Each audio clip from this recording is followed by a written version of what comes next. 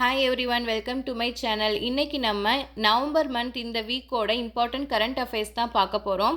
வனப்பரப்பு அதிகரிப்பு அடிப்படையில் இந்தியா எத்தனாவது இடத்துல இருக்குது அப்படின்னா 9வது இடத்துல இருக்குது.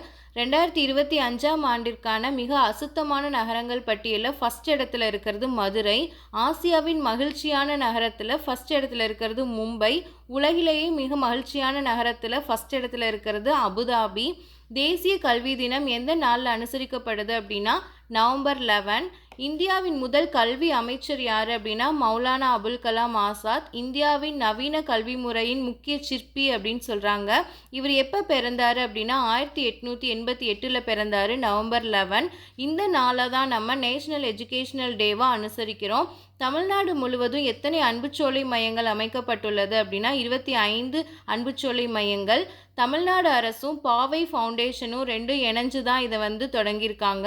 இது எதுக்காக அப்படின்னா மூத்த குடிமக்களோட நலவாழ்வை மேம்படுத்துவதற்காக முதியோர் மனமகிழ் வள மையம் அப்படிங்கிறத ஆரம்பிச்சிருக்காங்க. இதுக்கு பேர் தான் அன்புச்சோலை மையங்கள் திட்டம். ஸோ இந்த வீடியோ உங்களுக்கு யூஸ்ஃபுல்லாக இருந்திருக்கும்னு நினைக்கிறேன். ஒரு லைக் பண்ணிக்கோங்க. நம்ம சேனலை சப்ஸ்கிரைப் பண்ணலைன்னா சப்ஸ்கிரைப் பண்ணிக்கோங்க. தேங்க்ஸ் ஃபார் வாட்சிங்.